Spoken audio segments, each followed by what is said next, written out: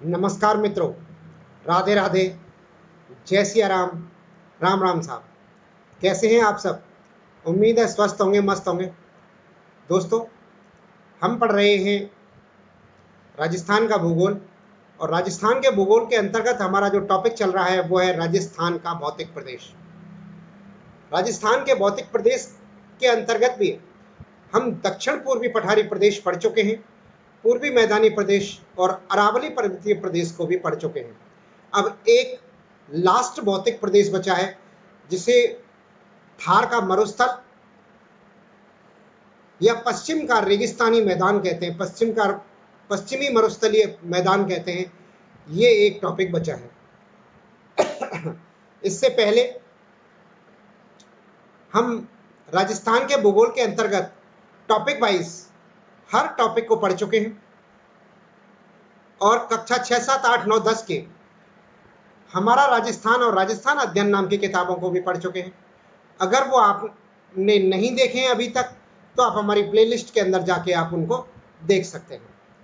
आइए शुरू करते हैं राजस्थान का भूगोल। राजस्थान के भूगोल के अंतर्गत आज का टॉपिक राजस्थान के भौतिक प्रदेश का चौथा टॉपिक थार का मरुस्थल।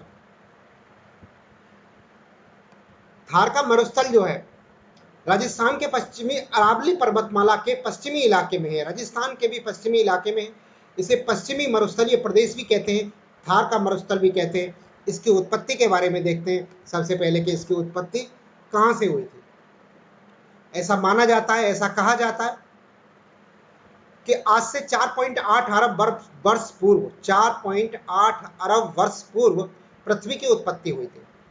पृथ्वी की उत्पत्ति के समय पर पृथ्वी के अंदर दो मंडल थे, थल मंडल, स्थल मंडल और जल मंडल। स्थल मंडल, संपूर्ण स्थल मंडल का एक ही भाग हुआ करता था जिसे पेंजिया कहते थे, और जो जल मंडल होता था उसे पैथालासा कहते थे। बाद में समय अंतराल में कुछ कालक्रम के बाद पेंजिया के अंदर विखंडन हुआ और पेंजिया दो टुकड़ों में टूट गया, उत्तरी पेंजिया और दक्षिणी पेंजिया। जो उत्तरी पेंजिया बना उसे गोंडवाना लैंड कहते हैं, और जो दक्षिणी पेंजिया में टुकड़ा हुआ था, टूटा था, उसे गोंडवाना लैंड कहते हैं। इसके अलावा जो जलमंडल था, जलमंडल को टेथिस सागर के रूप में कहते हैं, टेथिस सागर का नाम दिया गया था। थार के मरुस्थल की उत्पत्ति के विषय में बात करते हैं हम, तो नूतन महाकल्प में थार के मरुस्थल की उत्पत्ति हुई है।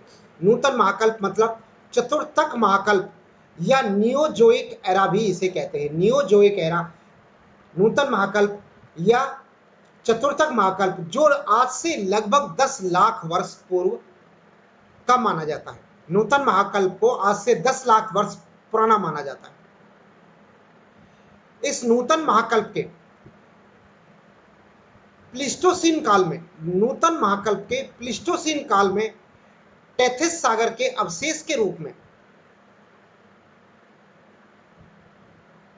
थार के मरुस्थल की उत्पत्ति हुई है। यानी कि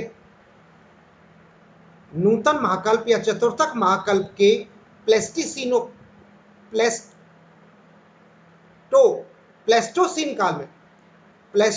काल में टेथिस सागर के अवशेष के रूप में थार के मरुस्थल की उत्पत्ति हुई है।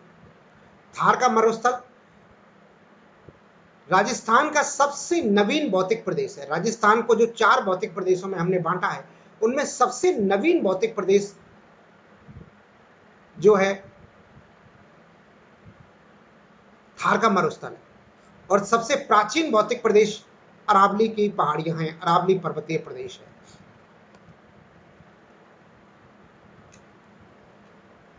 सर सीरियल फॉक्स और बेलेंडफोर्ड के अनुसार, टर्सरी काल में साइनोजोइक एरा में, टर्सरी काल कहें या साइनोजोइक एरा कहें या तृतीयक महाकल्प के दौरान थार का मरुस्थल जो है समुद्र के नीचे था। ये थार का मरुस्थल समुद्र के नीचे था और उस समुद्र का नाम था टेथिस सागर।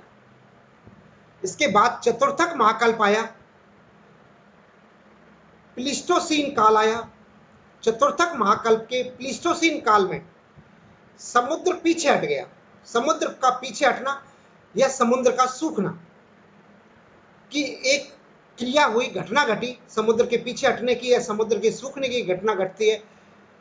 इस कारण से टेथिस सागर के अवशेष के रूप में मरुस्थल की उत्पत्ति हुई। इसके अलावा मानवीय क्रियाकलाप, अतिचारण, वनोन्मूलन, मृदा एवं जलवायु का अनुचित प्रबंधन भी मरुस्थलीय दशाओं को बदलने के लिए उत्तरदायी कारण थे।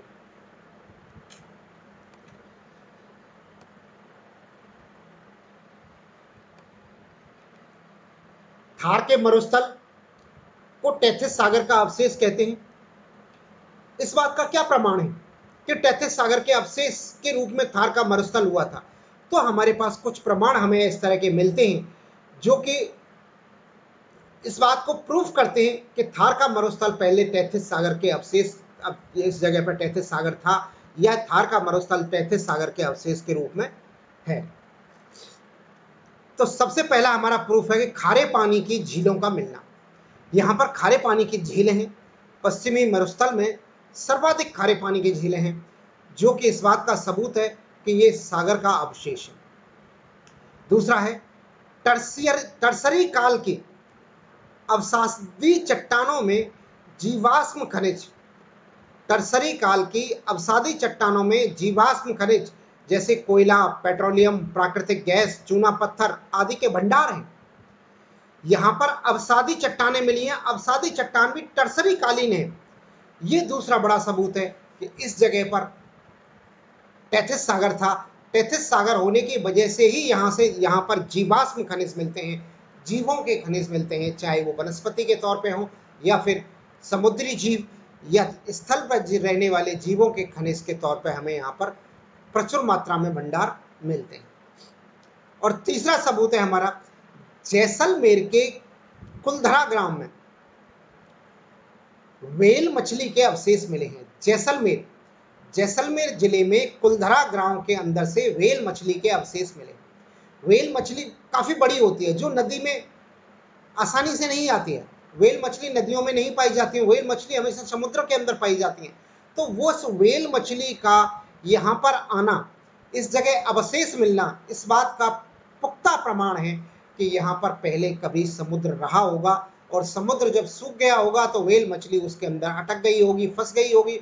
जब समुद्र का पानी पीछे फंसा होगा तो यहाँ पर व्हेल मछली की अवशेष हमें यहाँ से प्राप्त हुए। इस बात का सबूत है कि इस जगह पर यहाँ पर टेथिस सागर था।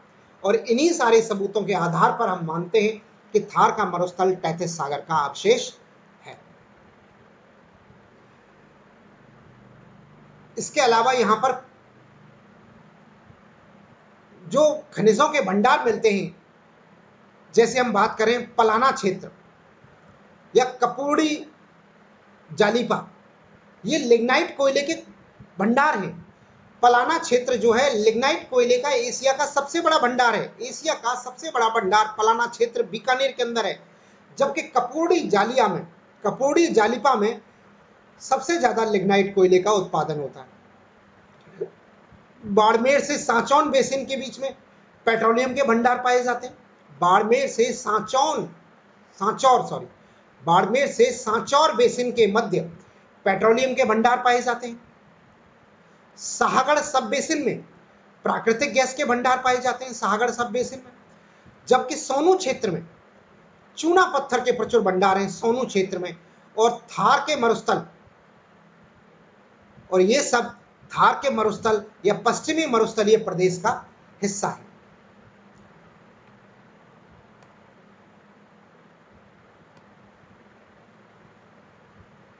अब हम बात करते हैं, कहा जाता है कि थार का मरुस्थल जो है, क्या सहारा मरुस्थल का हिस्सा है? क्या सहारा मरुस्थल का ही एक भाग है थार का मरुस्थल? सहारा मरुस्थल दुनिया का सबसे बड़ा मरुस्थल है, क्या उसका ही एक पार्ट है थार का मरुस्थल? जी नहीं, थार का मरुस्थल सहारा मरुस्थल का एक पार्ट नहीं है। क्यों नहीं है? क्योंकि थार के मरुस्थल में जो चीजें मिली हैं, जो प्रमाण मिले हैं, वो सहारा मरुस्थल में नहीं मिले। जैसे सबसे पहले बात करते हैं माइका सिस्ट चट्टान की। थार के मरुस्थल के अंदर माइका सिस्ट चट्टान के प्रमाण मिले हैं, जबकि सहारा मरुस्थल में माइका सिस्ट प्रमाण चट्टानों का अभाव है। वहां पर इस तरह की माइका सिस्ट नाम की, माइका सिस्ट टाइप की कोई चट्टान नहीं मिली है। इसके अलावा मैग्नीशियम, पोटेशियम, कैल्शियम आदि खनिजों का थार के मरुस्थल में पृथ्वी के अंदर भंडार मिलता है।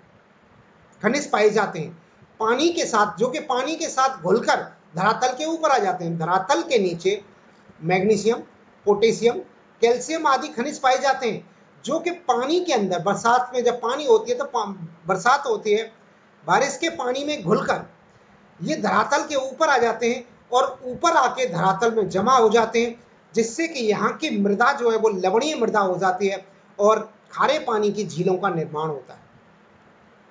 इन खनिजों के कारण खारे पानी की झीलों का निर्माण होता है, जबकि ऐसा सहारा मरुस्थल में इस तरह के खनिजों का अभाव मिलता है। सहारा मरुस्थल में इस तरह का कोई खनिज नहीं मिलता है। इसके अलावा बात करें, थार के मरुस्थल में जैसलमेर जिले के अंदर आंकल गांव है। आंकल गांव से जुरेसियक काल के प्राकृतिक वनस्पति के अवशेष मिले हैं। जुरेसियक काल के प्राकृतिक वनस्पति के अवशेष मिले हैं और इस तरह के कोई अवशेष सहारा मरुस्थल से नहीं मिले हैं। इन प्रमाणों के आधार पर हम ये कह सकते हैं कि थार का मरुस्थल सहारा के मरुस्थल का भाग नहीं है। तो फिर थार का मरुस्थल किसका भाग है? बात करते हैं हम, थार का मरुस्थल जब सहारा के मरुस्थल का भाग नहीं है तो किसका भाग है? दोस्तों, अफ्रीका महाद्वीप के अंदर एक मरुस्थल पाया जाता है, जिस मरुस्थल को कहते हैं ग्रेट पेलियो आर्कटिक अफ्रीकन मरुस्थल। नाम दोबारा से देखें, ग्रेट पेलियो आर्कटिक अफ्रीकन या अफ्रीका का मरुस्थल कहते हैं। ये जो मरुस्थल है ये कहां कहां फैला हुआ है? ये संपूर्ण उत्तरी अफ्रीका महाद्वीप में, इसके अलावा अरब देशों में, पाकिस्तान में होते हुए ये राजस्थान, भारत तक आता है। भारत तक ये फैला हुआ है, यानी कि इसका विस्तार, सर्वाधिक इसका विस्तार जो है उत्तरी अफ्रीका के अंदर है। उत्तरी अफ्रीका महाद्वीप में, अफ्रीका महाद्वीप के उत्तरी हिस्से में, यानी कि उत्तरी अफ्रीका में सर्वाधिक इसका विस्तार। इसके अलावा अरब देशों में इसका विस्तार है, पाकिस्तान में इसका विस्तार है, और राजस्थान में, पंजाब में, हरियाणा में और गुजरात में, भारत के इन 4 राज्यों में भी इसका विस्तार है। इस मरुस्थल को अलग अलग देशों में अलग अलग नामों से जाना जाता है। अफ्रीका महाद्वीप के उत्तरी अफ्रीका वाले हिस्से में इस मरुस्थल को सहारा मरुस्थल के नाम से जानते हैं। अरब देशों में इसे कबीर मरुस्थल कहते हैं, कबीर के नाम से जानते हैं। पाकिस्तान में इसे चेलिस्तान के नाम से जानते हैं। इसी मरुस्थल को पाकिस्तान में चेलिस्तान कहा जाता है, वहां की लोकल भाषा में, जबकि भारत के अंदर इसे थार का मरुस्थल कहा जाता है। ये सारे के सारे, यानी कि सहारा मरुस्थल, कबीर मरुस्थल, चेलिस्तान मरुस्थल और थार का मरुस्थल, ये सभी ग्रेट पेलियो आर्कटिक अफ्रीकन मरुस्थल के हिस्से हैं, मरुस्थल के पार्ट हैं। यानी कि हम कह सकते हैं कि ग्रेट पेलियो आर्कटिक अफ्रीकन मरुस्थल का पूर्वी हिस्सा है थार का मरुस्थल। थार का मरुस्थल जो है पूर्वी पार्ट है ग्रेट पेलियो आर्कटिक अफ्रीकन मरुस्थल का, और इसी का एक पार्ट है सहारा मरुस्थल। सहारा मरुस्थल भी इसका एक हिस्सा है और थार का मरुस्थल भी इसका एक हिस्सा है। पाकिस्तान में चेलिस्तान का मरुस्थल भी इसका हिस्सा है और अरब देशों के कबीर का मरुस्थल भी इसी का एक पार्ट है। आगे बात करते हैं हम, थार के मरुस्थल जो है ये उत्तर पश्चिमी भारत में फैला हुआ है। भारत के संदर्भ में जब हम देखते हैं इसको तो ये उत्तर पश्चिमी भारत में फैला हुआ है, लेकिन जब राजस्थान के संदर्भ में थार के मरुस्थल की बात करते हैं तो कहते हैं पश्चिमी राजस्थान में थार के मरुस्थल का विस्तार है। यानी कि भारत के संदर्भ में थार के मरुस्थल को उत्तर पश्चिम दिशा में या उत्तर पश्चिम भारत में मानते हैं। इसकी उत्पत्ति की बात करें, थार के मरुस्थल की उत्पत्ति, तो चतुर्थक महाकल्प के प्लीस्टोसीन काल में, चतुर्थक महाकल्प के प्लीस्टोसीन काल में टेथिस सागर के अवशेष के रूप में इसकी उत्पत्ति मानी जाती है। दोस्तों, तृतीयक महाकल्प में यानी कि टर्सरी काल के अंदर समुद्र जो है, जलीय अवस्था जो है, इस जगह पर जलीय अवस्था थी या समुद्र था। इस जगह पर जो टेथिस सागर था वो समुद्र, टेथिस सागर के नीचे था मरुस्थल, यानी कि टेथिस सागर में, सागर के अंदर जो बजरी या रेती जो होती है समुद्र की, वो समुद्र के नीचे थी तृतीयक महाकल्प के दौरान। लेकिन बाद में कुछ कालखंड में कुछ घटना चक्र के चलते हुए इस जगह से समुद्र पीछे हट गया या समुद्र सूख गया और यहाँ पर टेथिस सागर के अवशेष के रूप में थार के मरुस्थल की उत्पत्ति हुई। थार का मरुस्थल सहारा के मरुस्थल का भाग नहीं है, जबकि ये ग्रेट पेलियो आर्कटिक अफ्रीका मरुस्थल का पूर्वी भाग है।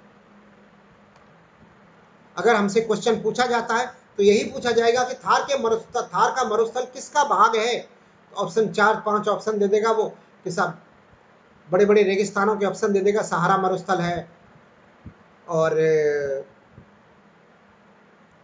रूस का मरुस्थल है, कुछ अमेरिका के मरुस्थल हैं, इस तरह से इन मरुस्थलों के नाम दे देगा और पूछेगा हमसे ये किसका भाग है, तो हमें लिखना है ग्रेट पेलियो आर्कटिक अफ्रीकन मरुस्थल का पूर्वी हिस्सा है हमारा थार का मरुस्थल। अब हमने उत्पत्ति के बारे में पढ़ा कि थार के मरुस्थल की उत्पत्ति कैसे हुई। अब हम बात करते हैं इसके विस्तार की कि थार के मरुस्थल का क्या विस्तार है। तो थार के मरुस्थल का जो विस्तार है हमारा, हमने अभी डिस्कस कर ही लिया है कि ग्रेट पोलियो आर्कटिक अफ्रीकन मरुस्थल का पूर्वी हिस्सा है थार का मरुस्थल। अगर हम इसे भारत के संदर्भ में देखते हैं कि थार का मरुस्थल का विस्तार कहाँ है, तो उत्तर पश्चिम दिशा में है और 4 राज्यों में फैला हुआ है, राजस्थान, गुजरात, पंजाब और हरियाणा।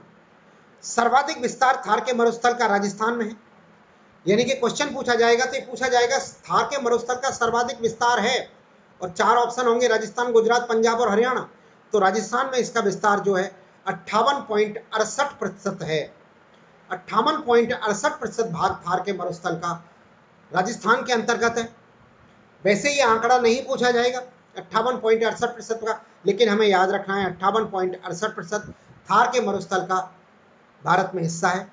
गुजरात में ये 12.85% है, पंजाब में 7.8% है, जबकि हरियाणा के अंदर ये 6.12% हिस्सा है। शेष हिस्सा पाकिस्तान के अंदर है। यानी कि राजस्थान में इसका हिस्सा पूछा जाए कि राजस्थान में थार का मरुस्थल कितना है, तो कहेंगे 58.68% हिस्सा राजस्थान के अंदर है थार का मरुस्थल, जो कि सबसे बड़ा पार्ट राजस्थान में है। थार के मरुस्थल का जनघनत्व पूरे विश्व के मरुस्थलों की तुलना में सबसे ज्यादा है। लेकिन जब राजस्थान के कंपैरेटिव में देखते हैं, राजस्थान के दृष्टिकोण से बात करते हैं, तो राजस्थान के जो 4 भौतिक प्रदेश हैं, चारों भौतिक प्रदेशों में सबसे कम जनघनत्व है थार के मरुस्थल में। क्यों? क्योंकि थार के मरुस्थल में राजस्थान की कुल भूमि का 61.11% क्षेत्रफल है। राजस्थान की जो कुल भूमि है 3,42,239 वर्ग किलोमीटर, उसमें से 2,09,042 वर्ग किलोमीटर पश्चिमी मरुस्थलीय क्षेत्रफल है, जो कि कुल क्षेत्रफल का 61.11 यानी कि 61.11% क्षेत्रफल है, जबकि जनसंख्या केवल 40% निवास करती है। इसलिए जनघनत्व की दृष्टि से सबसे न्यूनतम यानी कि सबसे कम न्यूनतम जनघनत्व वाला क्षेत्रफल है ये, जबकि क्षेत्रफल की दृष्टि से सबसे बड़ा भौतिक प्रदेश है। औसत ऊंचाई की बात करें तो इसकी औसत ऊंचाई 250 से 300 मीटर के करीब है। 250 से 300 मीटर की इसकी औसत ऊंचाई है। इसकी लंबाई की बात करें तो उत्तर से दक्षिण तक इसकी लंबाई 640 किलोमीटर है, जबकि चौड़ाई 300 से 350 मीटर, 300 से 360 मीटर के मध्य है। चौड़ाई इसकी 300 से 360 मीटर के मध्य है। थार के मरुस्थल की लंबाई 640 किलोमीटर है और औसत ऊंचाई इसकी 250 से 300 मीटर के अराउंड है। इसकी ऊंचाई जो है उत्तरी मरुस्थलीय इलाके में उत्तर में 300 मीटर के करीब है, जबकि दक्षिण में इसकी ऊंचाई जो है केवल 150 मीटर के आसपास है। यानी कि थार के मरुस्थल के दक्षिणी हिस्से में इसकी ऊंचाई 150 मीटर के करीब है, जबकि उत्तरी इलाके में इसकी ऊंचाई 300 मीटर के लगभग है। इसलिए इसकी औसत ऊंचाई जो है हम 250 से 300 मीटर के मध्य मानते हैं। थार के मरुस्थल में जिलों की बात करें तो थार के मरुस्थल में, जो कि अरावली के पश्चिम में फैला हुआ है, तो अरावली के पश्चिम दिशा में पड़ने वाले सभी जिले थार के मरुस्थलीय जिले कहलाते हैं, जो कि कुल मिलाकर 12 जिले हैं। एक एक करके नाम देख लेते हैं उनका। 12 जिलों का कौन कौन से नाम है। सबसे पहले गंगानगर, बीकानेर, जैसलमेर, बाड़मेर, जालौर, पाली, जोधपुर, नागौर, सीकर, चूरू, झुंझुनू और हनुमानगढ़। ये 12 जिले हैं जो कि मरुस्थलीय जिले कहलाते हैं। इनमें से सर्वाधिक मरुस्थल जो है बाड़मेर, जैसलमेर, बीकानेर और जोधपुर के कुछ इलाके में फैला हुआ है।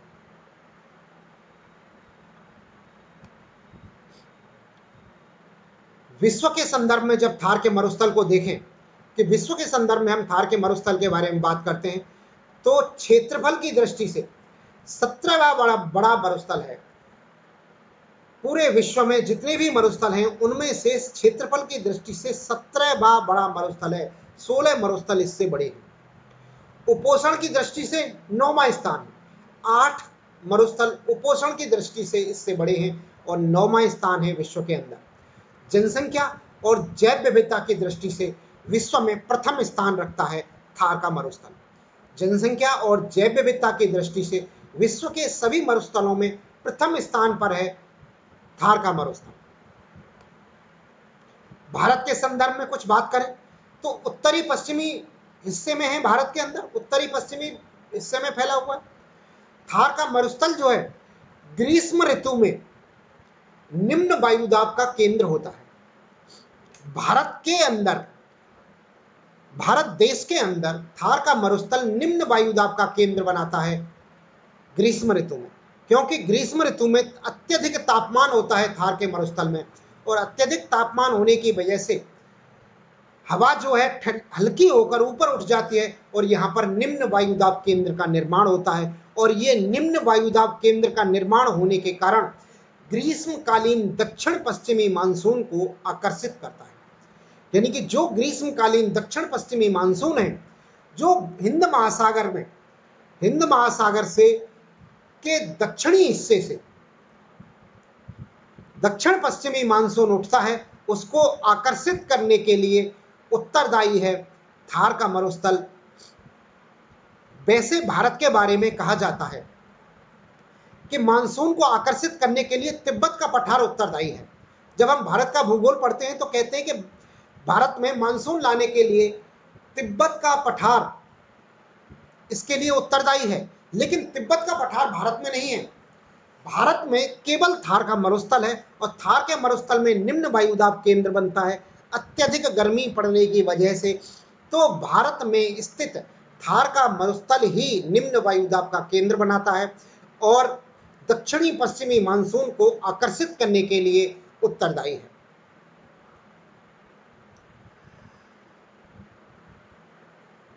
इसके अलावा यह ऋतु चक्र को नियमित बना के रखता है। ऋतु चक्र को कैसे नियमित बनाता है?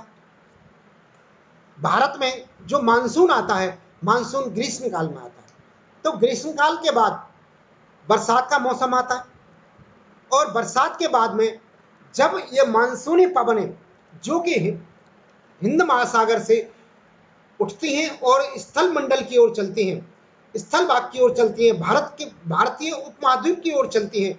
ये जो पवनें हैं कुछ माह बाद जब वापस लौटती हैं, समुद्र की ओर वापस लौटती हैं, तो वहां से ठंडी होकर लौटती हैं, स्थल मंडल से ठंडी होकर वापस समुद्र की ओर लौटती हैं, तो ये शीत लहरों का निर्माण करती हैं और शीत ऋतु बनती है।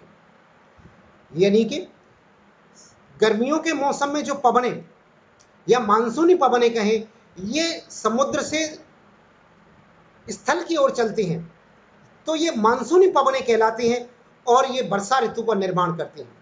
जब वर्षा ऋतु के बाद ये पवनें ठंडी हो जाती हैं और ठंडी होकर वापस समुद्र की ओर लौटती हैं, तो ये शीत लहर का निर्माण करती हैं और शीत ऋतु आती है। शीत ऋतु आती है। इस कारण से जो थार का मरुस्थल है, ये ऋतु चक्र को नियमित बनाए रखने के लिए भी उत्तरदायी है। निम्न वायु दाब के कारण जो मानसूनी पवनें उठती हैं, ये दो दिशाओं में बट जाती हैं। एक तो अरब सागरीय मानसून कहलाती है और दूसरी बंगाल की खाड़ी की मानसून कहलाती है। राजस्थान की स्पेशली बात करें तो राजस्थान में अरब सागरीय मानसूनों से केवल 10% बरसात होती है। बाकी सभी मानसून राजस्थान के पश्चिमी इलाके में होकर सीधे निकल जाते हैं पाकिस्तान की तरफ। लेकिन बंगाल की खाड़ी वाले मानसूनों से राजस्थान में 90% तक बरसात होती है। यहां से दो तथ्य विशेषकर याद रखने के लिए हैं कि भारत में थार का जो मरुस्थल है, वो कुल मरुस्थल का 58.68% हिस्सा है और राजस्थान के कुल क्षेत्रफल का 61.11% हिस्सा पश्चिमी मरुस्थलीय भौतिक प्रदेश में आता है। ये दो तथ्य याद रखने हैं, परीक्षा की दृष्टि से काफी महत्वपूर्ण है।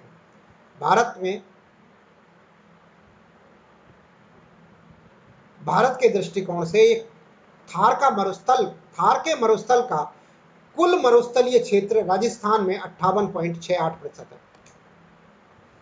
अब बात करते हैं, हमने उत्पत्ति की बात करी और विस्तार की बात करी कि थार का मरुस्थल 12 जिलों में फैला हुआ है, 61.11% हिस्से पर फैला हुआ है।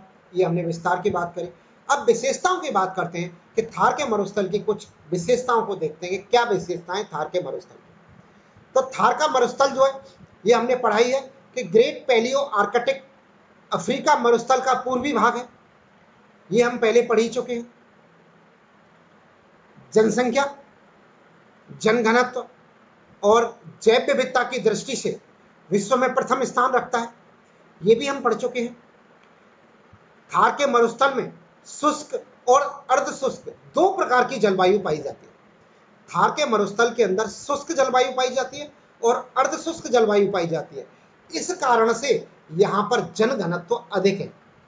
जनघनत्व अधिक करने का रीजन और भी है कि यहाँ पे पानी की कुछ व्यवस्था की गई है। इस जगह पे नहरी क्षेत्रों का निर्माण किया गया है, तो नहरी क्षेत्र आने की वजह से, पानी होने की वजह से यहाँ पर फसलें होने लगी हैं और फसलें होने की वजह से यहाँ पर लोगों का बसावट होने लगी है, जिसके वजह से यहाँ पर घनी बसावट, बाकी सभी मरुस्थलों के कंपैरेटिव में जनघनत्व अधिक हो गया है थार के मरुस्थल में। थार के मरुस्थल को विश्व का सबसे धनी मरुस्थल भी कहते हैं। थार के मरुस्थल को क्योंकि यहाँ पर पारंपरिक और गैर पारंपरिक हर प्रकार के ऊर्जा संसाधन है और खनिजों की बहुतायत है। इस जगह पर थार के मरुस्थल में खनिज ऊर्जा संसाधनों की बहुतायत मिलती है। राजस्थान को खनिजों का अजायब घर कहते हैं, इसलिए थार के मरुस्थल को बाकी सभी विश्व के सभी मरुस्थलों के कंपैरेटिव में धनी मरुस्थल की संज्ञा दी गई है। थार का मरुस्थल जो है, विश्व का शक्ति ग्रह कहते हैं, power house of world power house या हाउस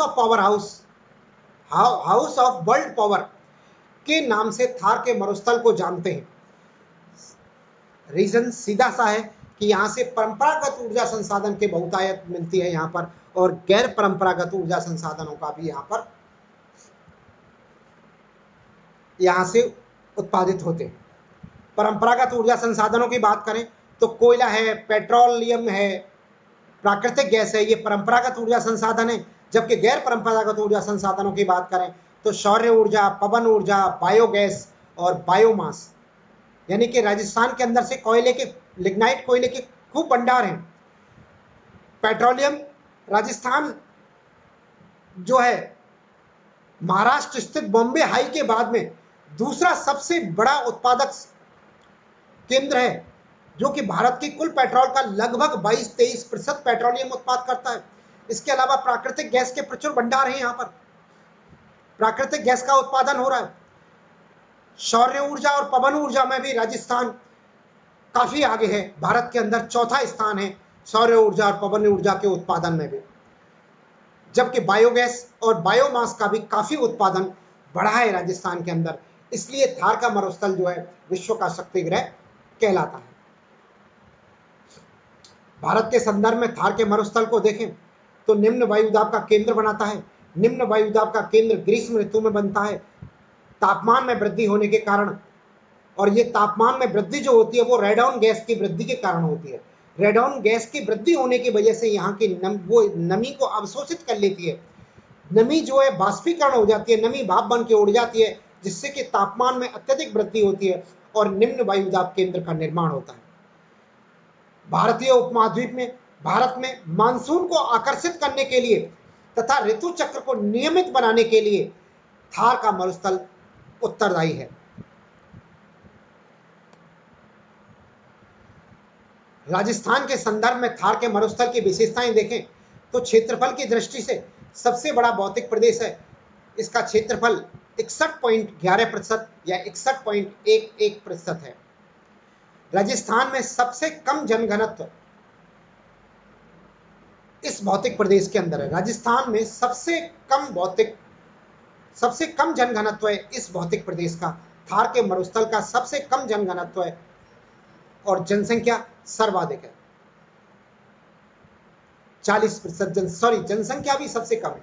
क्षेत्रफल सर्वाधिक है, क्षेत्रफल की दृष्टि में सर्वाधिक है, जबकि जनसंख्या की दृष्टि से या जनघनत्व की दृष्टि से सबसे कम भौतिक प्रदेश है। ये सबसे कम जनघनत्व वाला भौतिक प्रदेश है। इस क्षेत्र में 61.11% क्षेत्रफल पर जनसंख्या केवल 40% निवास करती है।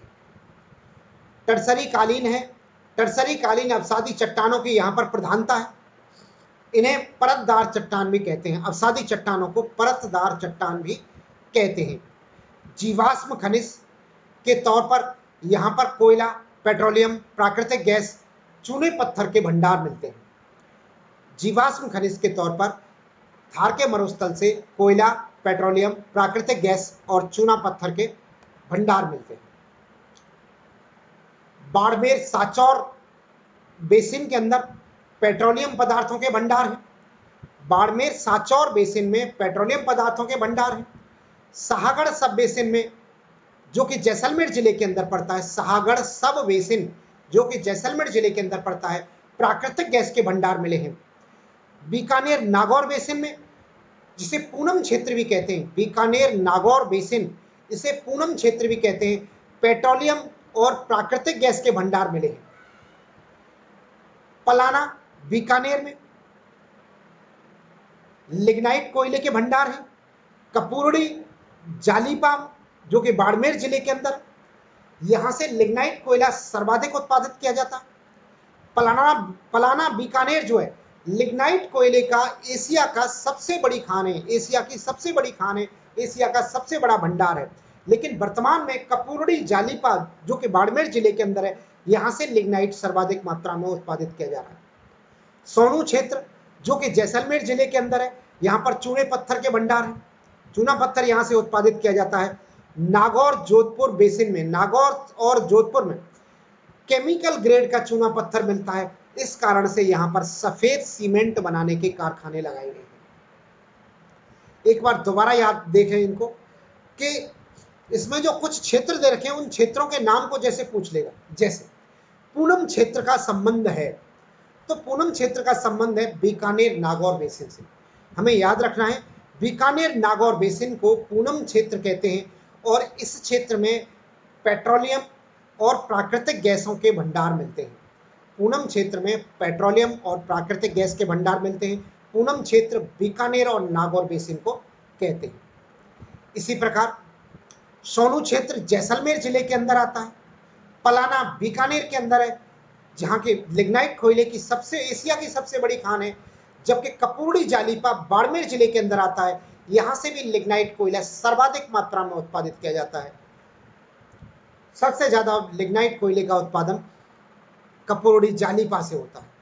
सोनू क्षेत्र चूने पत्थर के भंडार हैं, जबकि बाड़मेर सांचौर बेसिन में पेट्रोलियम पदार्थ का उत्पादन किया जाता है। शाहगढ़ सब बेसिन जैसलमेर के अंदर है। शाहगढ़ सब बेसिन जैसलमेर जिले के अंदर है, जहां प्राकृतिक गैस के भंडार मिलते हैं।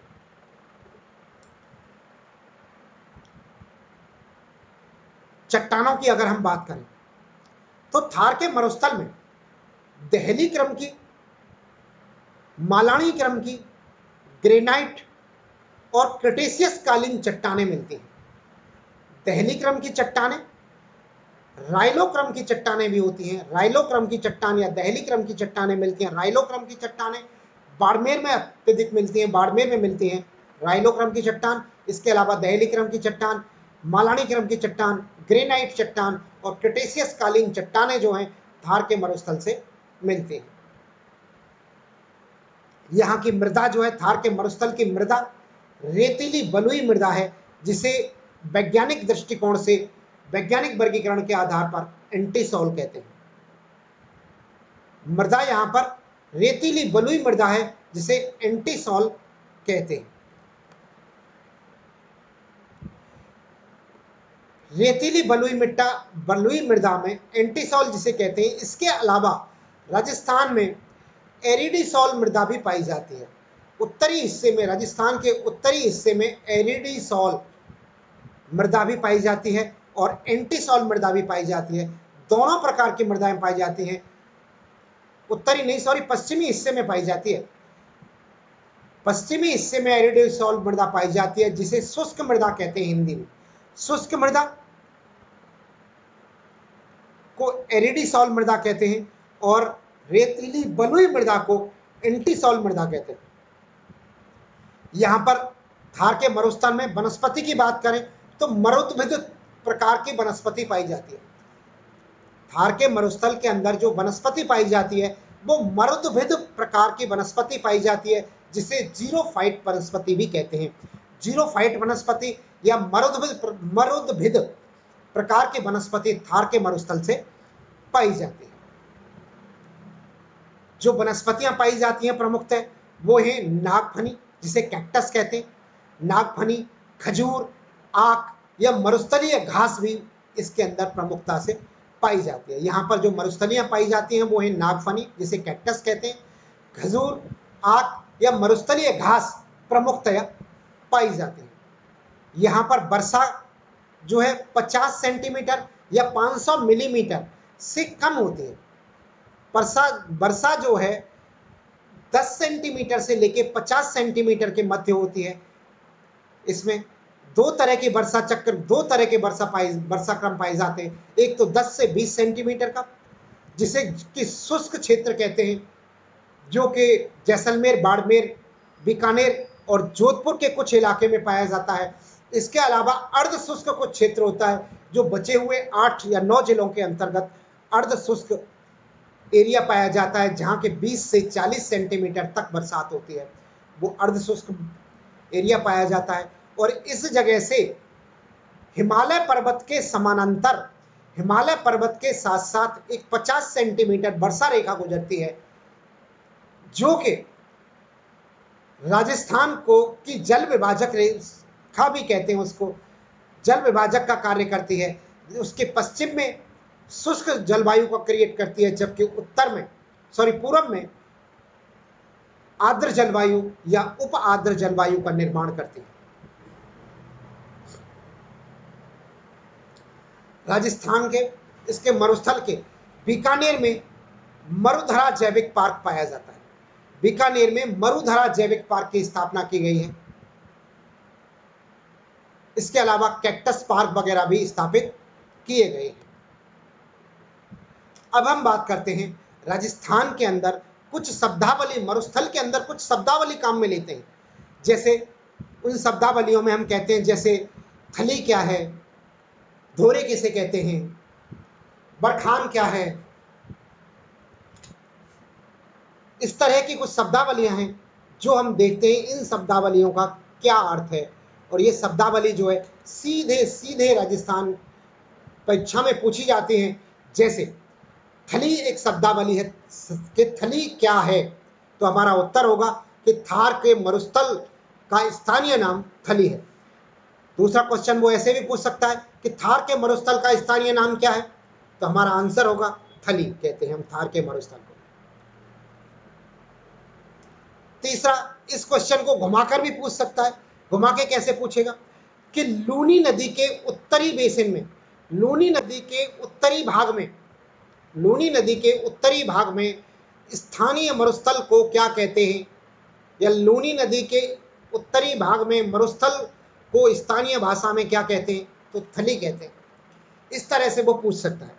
यानी कि थार के मरुस्थल को स्थानीय भाषा में थली कहते हैं, जो कि रेतीली बलुई मृदा से, जिसके अंदर थली के अंदर रेतीली बलुई मृदा पाई जाती है, या थार के मरुस्थल में जो है रेतीली बलुई मृदा पाई जाती है।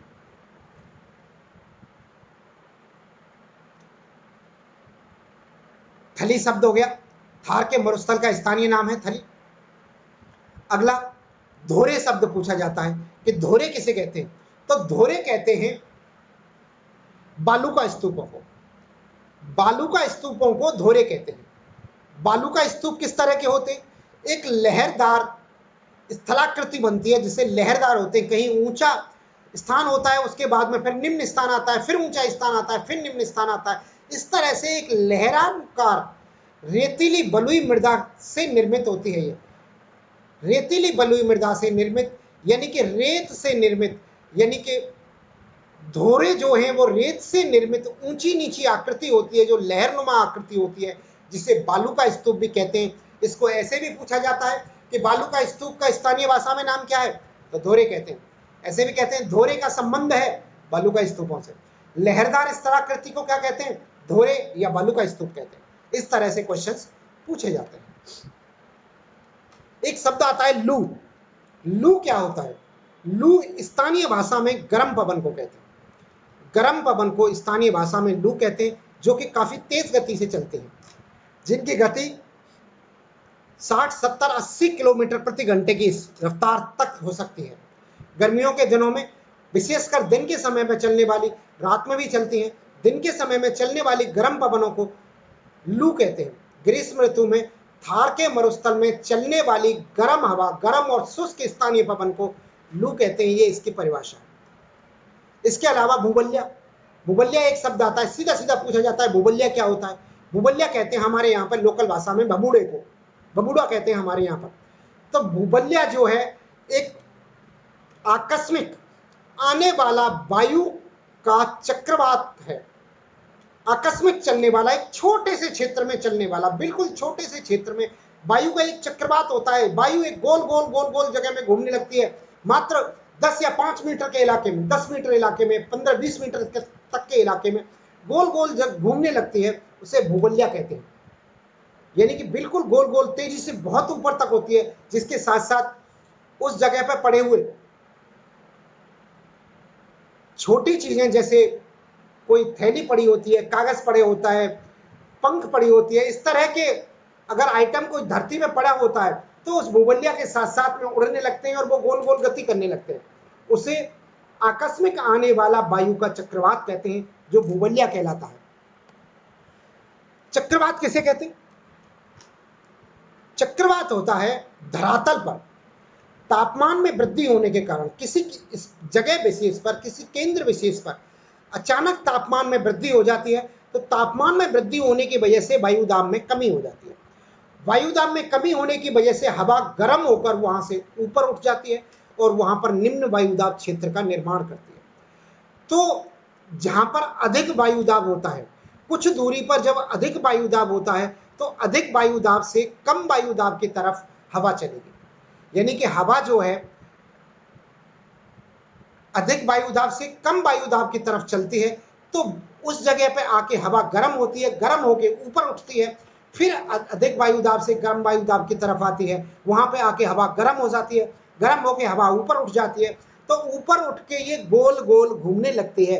इस गोल गोल घूमने को, हवा के गोल गोल घूमने को, अपने केंद्र पर हवा के गोल गोल ऊपर गोल गोल घूमती हुई ऊपर उठने को चक्रवात कहते हैं। चक्रवात एक वायु के गोल गोल घूमने की अवस्था को कहते हैं। इसे स्थानीय भाषा में भूवल्या नाम दिया जाता है। कई बार क्वेश्चन ऐसे आता है कि चक्रवात में हवा के घूमने की दिशा कौन सी होती है?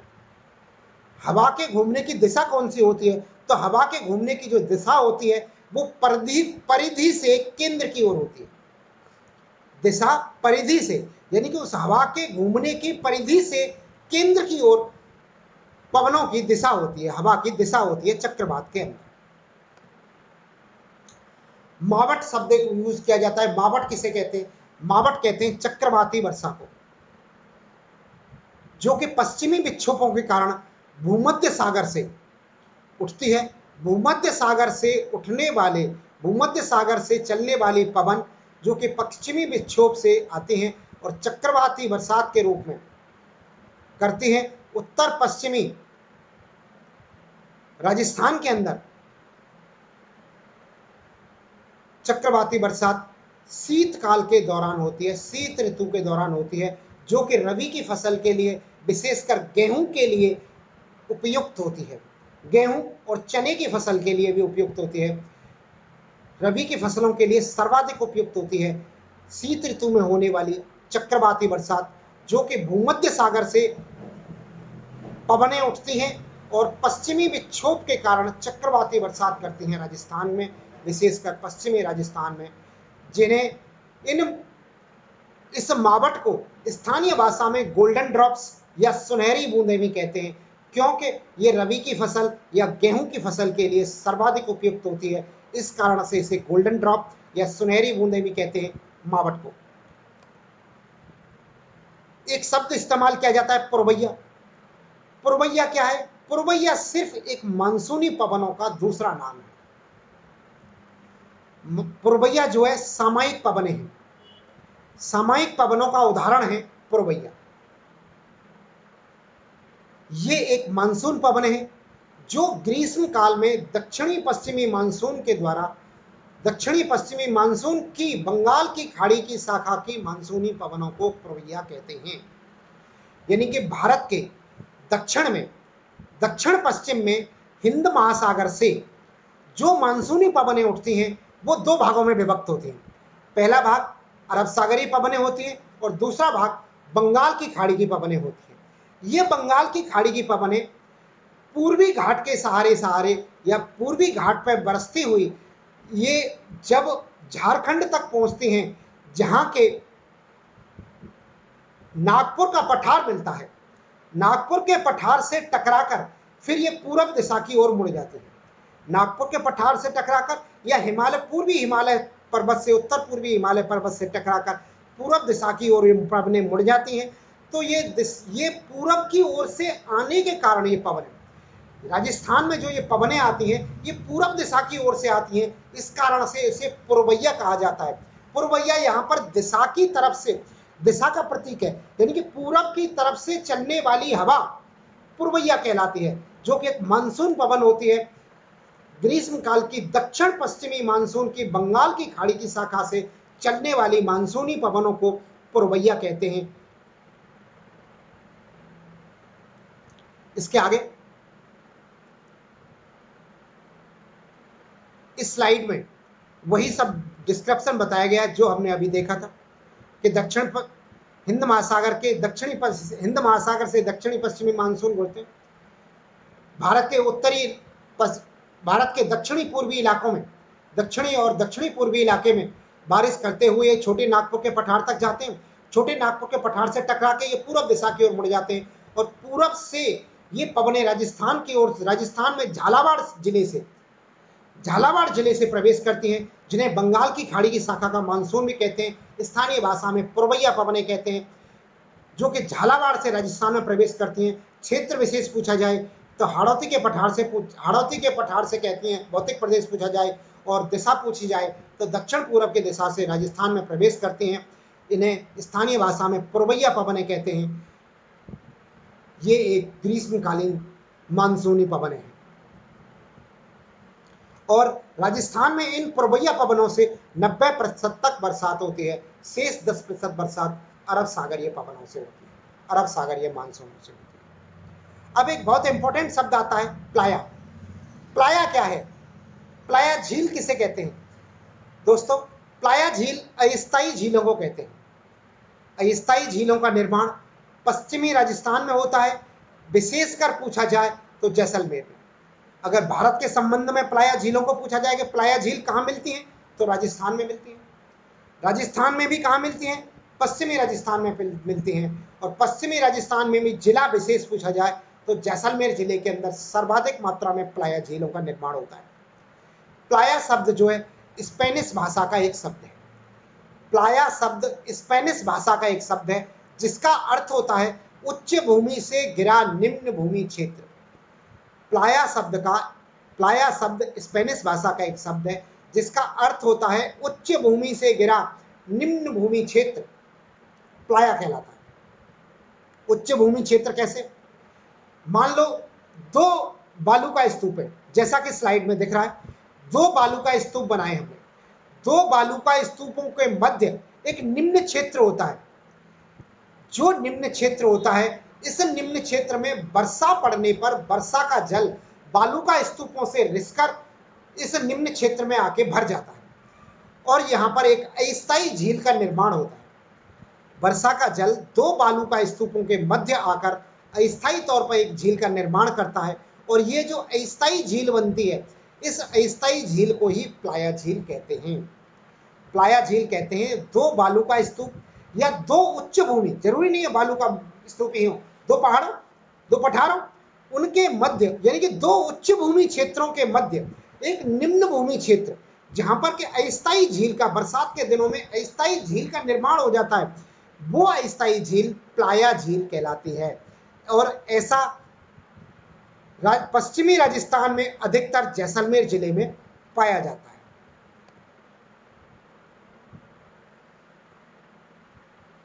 इसके बाद एक शब्द आता है बालसन मैदान। बालसन का मैदान क्या है? हमसे सीधा सीधा पूछा जाएगा कि बालसन के मैदान का संबंध है। तो बालसन का मैदान जो है, ये निम्न भूमि क्षेत्र जो अभी हमने पढ़ा प्लाया झील बनती है, निम्न भूमि क्षेत्र के सहारे एक मैदानी स्थान होता है, उसे बालसन क्षेत्र कहते हैं। इसको भी हम देखें तो दो उच्च भूमि क्षेत्र या दो कोई भी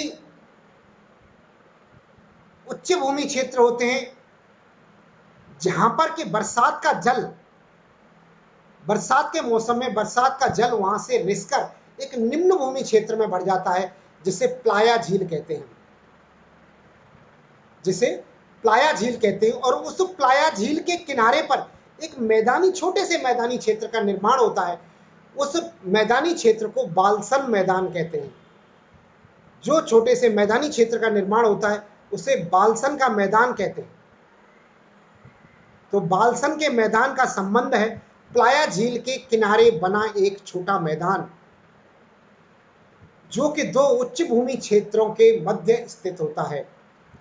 ये बालसन का मैदान कहलाता है। दोस्तों, इस बालसन के मैदान को या पेडीमेंट भी कहते हैं। पेडीमेंट भी प्लाया झील के किनारे बने मैदानी क्षेत्र को पेडीमेट कहा जाता है। पेडीमेट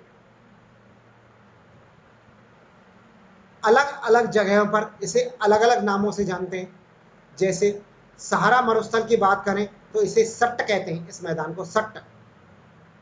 जबकि अरब देशों की बात करें तो इसे खकारी, खबारी या मल्लहार के नाम से पुकारते हैं इस मैदान को। लेकिन हमारे यहाँ पर इसे बालसन का मैदान कहते हैं, थार के मरुस्थल में इसको बालसन के मैदान के नाम से जाना जाता है। तो हमसे जो क्वेश्चन पूछा जाएगा वो यही क्वेश्चन पूछा जाएगा कि प्लाहा झील के किनारे निर्मित छोटे मैदान को कहा जाता है बालसन का मैदान। यह बालसन का मैदान स्थित होता है दो उच्च भूमियों के मध्य प्लाया झील के किनारे पर स्थित होता है ये मैदान। और आज की अंतिम स्लाइड, प्लाया झील बाष्पीकरण की क्रिया से, प्लाया झील में बाष्पीकरण की क्रिया से एक दलदली क्षेत्र का निर्माण होता है। जब प्लाया झील का पानी उड़ जाता है, भाप बनकर उड़ जाता है, बाष्पीकरण हो जाता है, तो उस जगह पर एक दलदली क्षेत्र का निर्माण होता है जिसे रन कहते हैं। एग्जाम में बहुत बार आता है, बहुत बार पूछा जाता है रन क्या है। तो रन प्लाया झील का वो दलदली क्षेत्र है, या कहें कि बालूका स्तूपों के मध्य स्थित दलदली निम्न भूमि का क्षेत्र जिसे रन कहते हैं। ऐसे भी पूछा जा सकता है कि बालूका स्तूपों के मध्य या उच्च भूमि क्षेत्रों के मध्य स्थित दलदली निम्न भूमि क्षेत्र को क्या कहते हैं, तो रन कहते हैं। राजस्थान में इस तरह के रन के मैदान भी हैं, रन के मैदान भी कहते हैं। रन के मैदान कौन कौन से हैं? रन के मैदान दोस्तों वे दलदली क्षेत्रों के मैदान हैं जहां से कि बरसात के मौसम में झील का निर्माण होता है, लेकिन कुछ समय बाद बाष्पीकरण के कारण वो पानी सूख जाता है और दलदली क्षेत्र का निर्माण होता है। तो इस तरह के जो मैदान हैं वो जैसलमेर जिले के अंदर पोकरण, भाकरी, लवा और कानौत हैं के नाम प्रमुखतः लिए जाते हैं। यानी कि पोकरण, भाकरी, लवा, कानौत ये सभी रन के मैदान हैं, रन के मैदान हैं, दलदली क्षेत्र के मैदान हैं जिन्हें रन कहा जाता है। और सर्वाधिक रन जो है जैसलमेर जिले में पाए जाते हैं, और जैसलमेर के अंदर भी पोकरण, भाकरी, लवा और कानौत कुछ प्रमुख रन मैदान हैं। इसके अलावा बाड़मेर जिले के अंदर एक थोब नाम का रन का मैदान पाया जाता है, जो कि थार के मरुस्थल का सबसे बड़ा रन का मैदान है। सबसे बड़ा रन है थोब, नाम याद रखें, थोब बाड़मेर जिले के अंदर है। और जोधपुर जिले के अंदर बाप और फलौदी नामक स्थानों पर रन के मैदान पाए जाते हैं। बाप और फलौदी नामक स्थान पर जोधपुर जिले में रन के मैदान है। बाड़मेर में थोब नाम का रन का मैदान सबसे बड़ा है, पूरे मरुस्थलीय इलाके में सबसे बड़ा रन का मैदान थोब है। तो हमसे क्वेश्चन में सबसे सीधा क्वेश्चन भी पूछा जा सकता है कि सबसे बड़ा रन का मैदान कौन सा है, तो थोब है। 4 ऑप्शन दे देगा कि थोब, बाप, भाकरी और पोकरण। सबसे बड़ा रन का मैदान कौन सा है, तो थोब है। सर्वाधिक रन के मैदान कहां पाए जाते हैं, जैसलमेर के अंदर पाए जाते हैं। रन का मैदान क्या होता है, बालूका स्तूपों के मध्य स्थित दलदली निम्न भूमि क्षेत्र जिसे रन कहते हैं या रन का मैदान कहते हैं, जो कि प्लाया झीलों में सूखने के कारण निर्माण होता है। तो दोस्तों ये था हमारा आज का टॉपिक। अभी हमारा ये टॉपिक कंप्लीट नहीं हुआ है, कल हम इसका और एक पार्ट करेंगे और इसके बाद में हमारा ये टॉपिक राजस्थान के भौतिक प्रदेश कल समाप्त हो जाएगा। आपने हमारा ये वीडियोस देखा, इसके लिए आपको बहुत बहुत धन्यवाद। जय हिंद, जय भारत।